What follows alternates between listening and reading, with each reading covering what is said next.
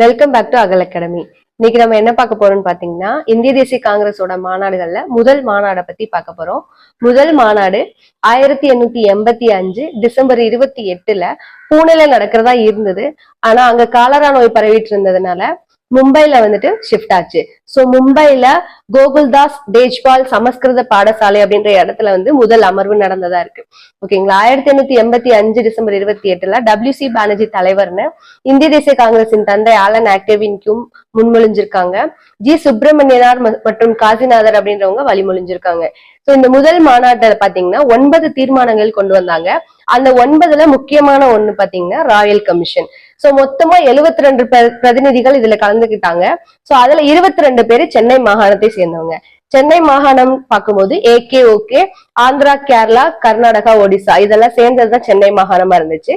மொத்தம் 22 பேரு சென்னை மாகாணத்துல இருந்து கலந்துக்கிட்டாங்க. தேங்க்யூ.